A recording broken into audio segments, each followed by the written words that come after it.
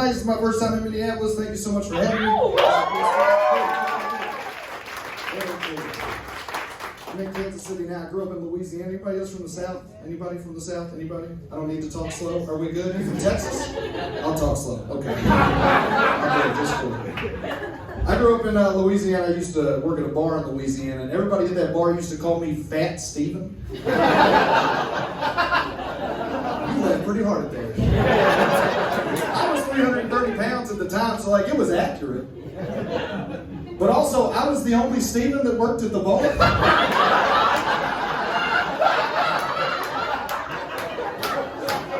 know what I mean? So I don't need a fucking adjective. If I'm across the bar and somebody needs my attention, all they have to do is go, "Hey, Steven," and I would have said, "What?" And instead, they were like, "Hey, Fat Steven." And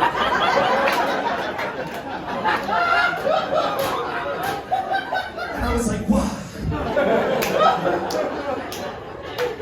I was 330 pounds. I lost 80 pounds. No, it didn't make my life better at all. Why did I do it? 80 pounds? You know how much work I had to put in for nothing. I didn't get laid more. Nobody liked me more. If you're fat, just stay fat. Don't lose weight. Just gain confidence. Just be lazy.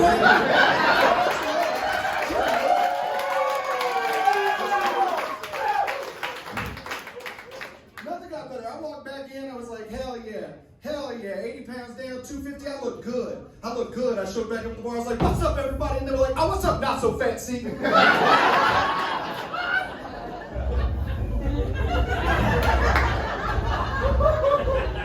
couldn't even get formerly fat Steven. I couldn't get the artist previously known as fat Steven. No, I just got not so fat Steven. So I'm depressed. This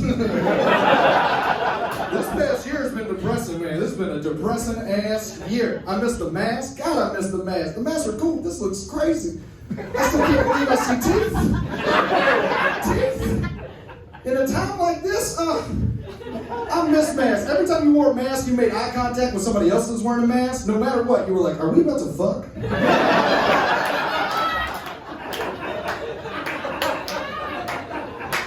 Coffee shop. Everything the barista said to me, I was like, "This is fucking sexy." Everything she said sounds like a French whisper. She's like, "How do you want your Americano?" I was like, "I don't know, hard?" A lot of froth? I got a table set for that? Hell yeah. Dude likes baristas. I love it, man. My family was anti-mask. That's crazy. My family's from the South, man.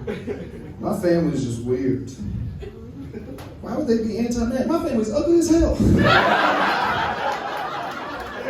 have soft chins. I grew this beard because they were like, "No more mask mandate." I was like, "I gotta do something." I love it, man. This is a fun time. I spent a lot of my free time over the pandemic on social media, which is how I know I was depressed. You spend your free time on Facebook. You know Facebook, the app that makes you actively hate your friends and family? That thing? God, dude, why are we on this? Oh my God, I fucking hate Facebook. Before Facebook, I used to love my uncle. I used to be like, "Damn, Uncle Ricky's cool." I'd see him every 3 months. That's a cool time to see your uncle. Not every day. Every day I take a shit and I find out what my Uncle Ricky thinks about race relations and everything like that. He's wrong every time. He's an idiot. He's a mechanic who used to give me weed in high school. The guy's got bad taste.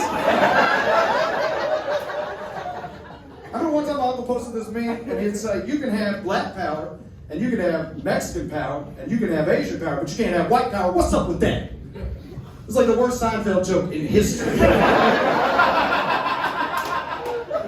had to sit him down. If you're a white millennial, you got problematic people in your family, you got to sit them down, you got to talk to them, tell them why they're fucked up. I said, "Uncle Ricky," now I said, "Uncle Ricky, there's a very big difference between white power and black power, okay? Very big difference. Say, for instance, let's say I had a black friend, okay? Hypothetically speaking, say I had a black friend.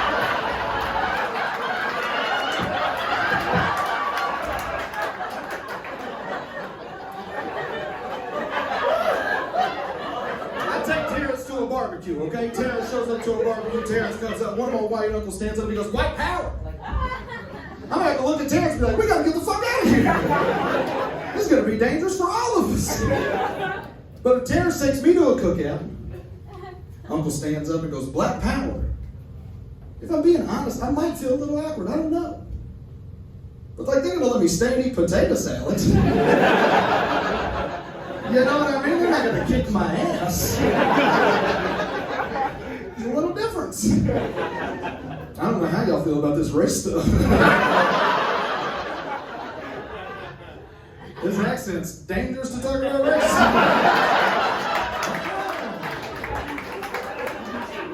We don't have to do it. I don't have to make you uncomfortable. That's how we want to do it.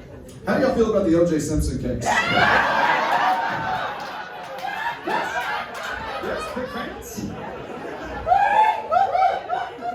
I'm 28, okay? I don't remember the world around the OJ case. No idea, all right? But now they have a lot of documentaries that have come out, right? John Travolta's playing characters. Okay. Cuba Gooding Jr. is OJ Simpson? Huh? He was in Snow Dogs. Now he's just out here in the streets just killing women? Hypothetically? I don't know. You cheer for a hypothetical.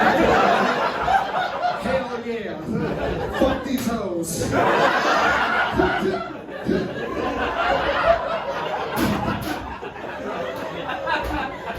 Like, nobody understands the OJ case. They can't figure it out. They can't figure it out. There's still like one big holdup in the OJ case, and that's that there are two sets of footprints going into OJ's house. And there was one set of footprints coming out of OJ's house.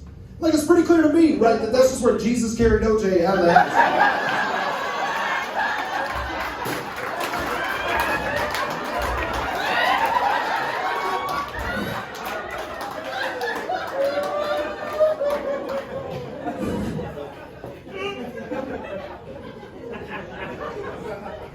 I love that joke because I just love the idea of white Jesus. That's the only time Jesus needs to be white. It's when he's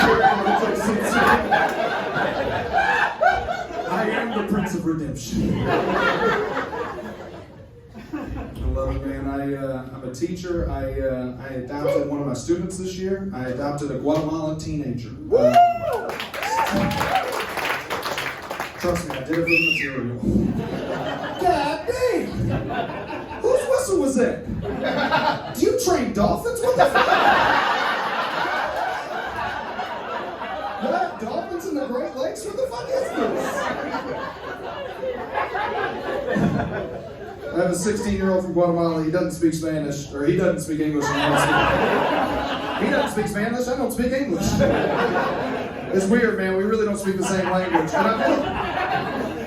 I feel like living with a teenager that doesn't speak the same language as you is kind of just like living with a teenager. I don't think it's that different. I don't think it's that weird. We have a lot of conversations over Google Translate. That's cool. That doesn't always work. We tried to, we hang out. I try and share time with him. We try and learn English that way. And he has not learned a lot of English, but he has developed this accent.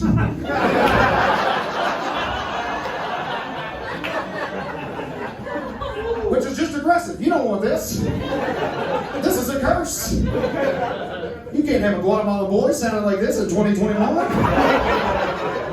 I'm not saying that I'm oppressed because of the way I sound, but there's some shit I can't say that some of y'all can get away with. Anything that ends in a hard R is off limits for me. Oh, y'all don't understand. If I walk in here right now and somebody's talking about Winnie the Pooh and I say Tigger too loudly, did you feel that? Everybody's asshole collectively just... I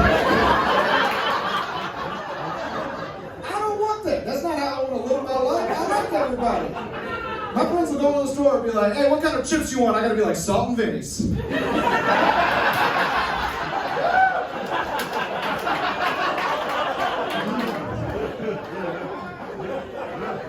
How did it catch me slipping?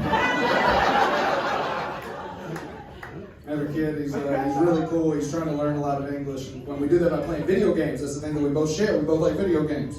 And he likes Call of Duty. I like Call of Duty. And so we're sitting there playing it together. I got it on English.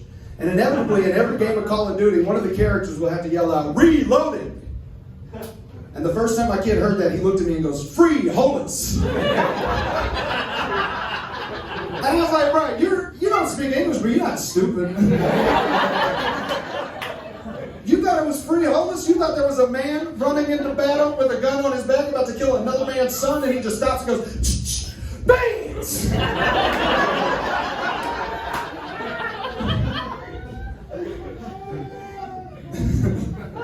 The first time I said that joke, instead of saying "shh, beans," I said "cock, cock."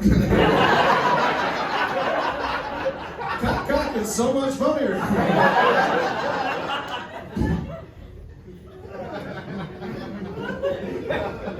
I love it, man. Being a teacher's crazy. Being a teacher in Missouri is even crazier, dude. These kids don't know shit. God, they're stupid. They don't do sex ed in Missouri. Do y'all do sex ed here? Yeah. Minnesota, y'all kind of liberal. Y'all kind of on your shit a little bit. Yeah. Even in Louisiana, we do sex ed. That's the only thing we're liberal about. That's the only thing we're progressive. In Missouri, the only way they do sex ed is they're just like, no. Get out of there.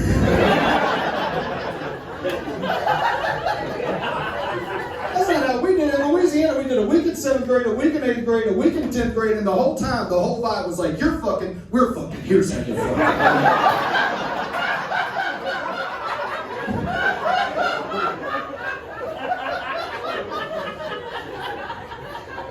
I remember it was 7th grade, dude. 7th grade. What a weird time to be a kid. 7th grade. I remember it was question day. It was Tuesday, which means we had made it through Monday. And Amanda Stinson was 7 months pregnant. And she raises her hand and she goes, "Miss Sellers." And Miss Sellers goes, "Yes, Amanda." And she goes, "Do I have to be here?" And Miss Sellers was like, "No. You kind of already passed the final."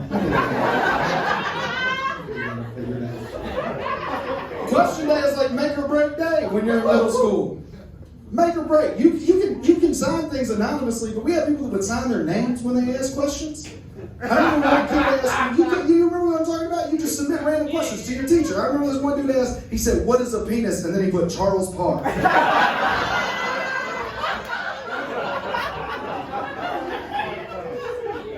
To this day, if I'm on Facebook, that man is an attorney. When he scrolls past, I didn't know what it was. Had one the whole time.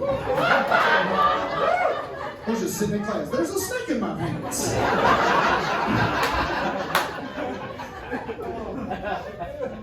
I remember the last question that I ever heard, and this is one of the reasons I became a comedian, was this moment right here. This is the funniest shit I had ever heard in my entire life. Derek Champion, real name that I should stop saying into a microphone, but I can't help it. It's a cool name, okay? Derek Champion, he's a star running back of our football team. Bowed up, he's been doing push-ups since he came out of the womb. He's huge, 7th grade. Raises his big ass hand, he goes, "Miss Sellers." Miss Sellers is like, "Yes, Derek." He goes, "All right. My uncle told me that if you touch your balls," and she was like, "Testicles?"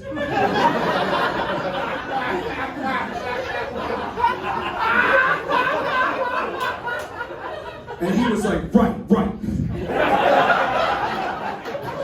My uncle told me that if you touch your balls and your testicles,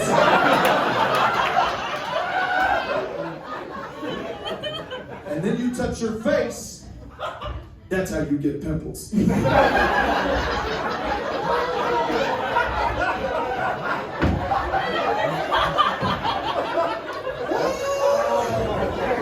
A woman with a college degree had to answer this question.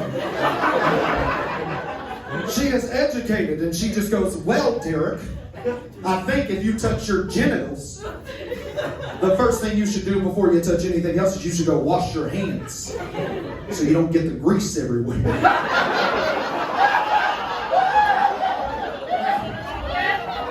Look, that's gross but true. Okay? That's just good advice. And that's when I raised my hand and I said, "Miss Sellers." She goes, "Yes, Steve." I said, "Can I go wash my hands?"